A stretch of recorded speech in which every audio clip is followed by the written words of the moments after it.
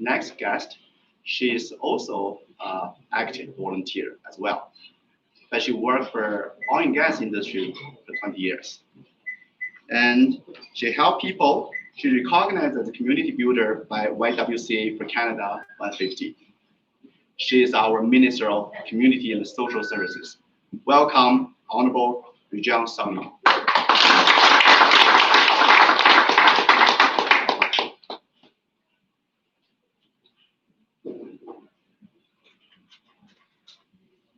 Thank you kindly for that introduction. First of all, I'd like to start off by just thanking the organizers of the Alberta Anti-Racism Cross Canada online rally. This is such important work, and I'm so honored and privileged to be here just to share a little bit about what I would like to say and also share a little bit about my experience. So thank you to all of the organizers for this event today. I'm going to start off by just sharing a story, and I know that Minister Luan shared his story earlier, and it's very moving, very touching. And I think this is something that we all need to do a little bit more collectively. Sharing our stories speaks to the power of vulnerability. When we can, with true authenticity, really talk about some of our struggles and what we have experienced in our lives, when we can open up in a very vulnerable way, it encourages other people to do the same.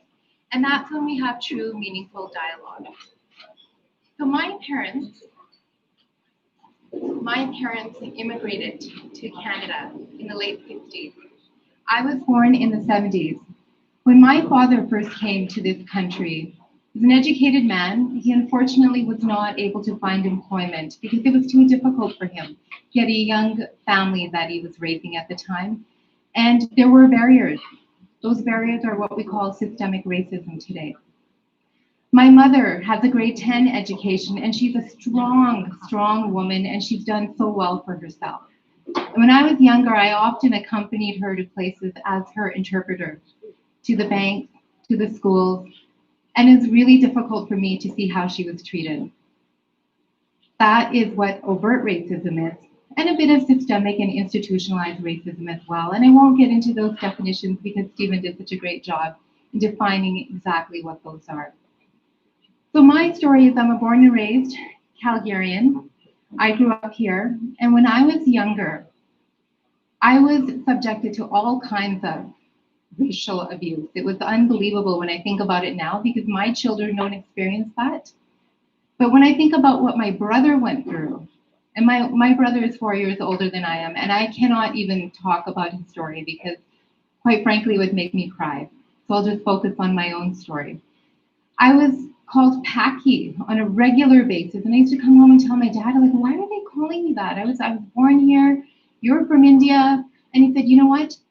The word Packy, Pak, is the root of that word. It means pure. Whenever somebody calls you that, just remember that they're calling you pure.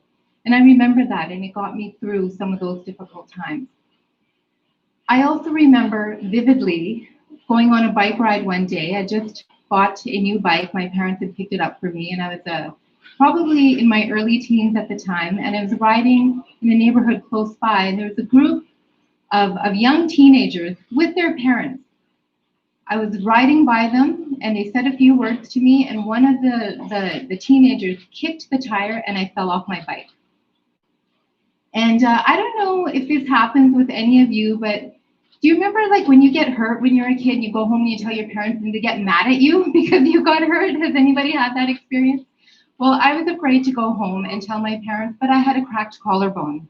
So eventually I told my dad I fell off my bike and we had to go to emergency. And I got treated. And when I finally told my father what had actually happened, decades later, he had tears in his eyes. In my professional world, so I've been around for a long time. I've worked in oil and gas for well over 20 years. It was not easy. And I know Stephen talked about how, we had to sometimes change our names. Well, I can't tell you how many times I was told to change my name Rajan to Rose or Renee or Regina. Why is Regina easier to say than Rajan? I've never been able to understand that. My husband's name is Gurpreet, and what he said to me one day, and he's an entrepreneur, a very successful businessman, he said, somebody's not willing to take the time to learn his name, he's not willing to do business with them. And I've never forgotten that. I will never, ever change my name or have somebody pronounce it differently because it's something that I'm very proud of. But this also speaks to some of the challenges that visible minorities faced when I was growing up and continue to face. As a young mother, I've also had many experiences as well. I'll just tell you one notable experience. When my daughter was in grade 2, one of the teachers brought me in and she said to me, you know what? You better consider some ESL resources for your daughter because her English needs some work. And I thought, how is that possible? I speak fluent English. I got 99% on my last essay that I wrote for one of my classes in English. How is it that my own daughter is struggling with English? So I went home very upset, spoke to my husband, spoke to my family, came back the next day, and the teacher said to me, oh no, we made a mistake. We thought you were Lara's mom because you guys look alike. We look nothing alike, believe me. But I know I'm sharing these stories because I know many of you who are listening, you can relate. You can relate to my words. And that's why it's so important to share your experiences with others who may not understand. And that means you'll have to be vulnerable, and that means you'll have to be uncomfortable. Now, coming to George Floyd, I didn't watch the videos initially because, quite frankly, I'm sensitive. And these things stay with me, and I can't sleep at night, and I think about it nonstop. But eventually I did. And the video I watched was a longer version where the officer has his knee on George's neck, and at some point he's calling out for his mama. It was unbearable to me. It was unbearable. I couldn't watch it, and I kept asking myself, how is this possible that this still happens in this day and age? The rhetorical question, because of course it happens. We've seen it time and time and time again. So that evening, I wrote an excerpt that I put out on my social media because I wanted to share what I was feeling about his death and what I felt we needed to take as next steps. And it's not burning down our cities. It's not fanning the flames of hatred further. It's not about anger and finger pointing. And racism is not a left issue. It's not a right issue. It's just an issue that we all collectively need to work together on. So now, thank you. I'm just going to read an excerpt from what I wrote that evening. Think racism doesn't exist? Think again. It exists in many ways that many will never experience. The truth is, when I share these stories, it makes some folks feel uneasy, and there have been a few who have attempted to rationalize, minimize, and explain away these situations. When this happens, I always say no more denials and no more excuses. It's time to get comfortable with the uncomfortable. The fact is that the mere color of one's skin can make one vulnerable or overexposed, such as what we have seen during the pandemic. I'm going to pause here. I think it's absolutely reprehensible the way our Asian communities have been treated throughout this pandemic. It just makes me want to cry, and it makes me want to rage that this is how our Asian communities have been treated. And even the Filipino communities, our frontline workers who worked at the meat plants, what they went through was absolutely reprehensible. In some cases, the color of one's skin can shut door after door after door.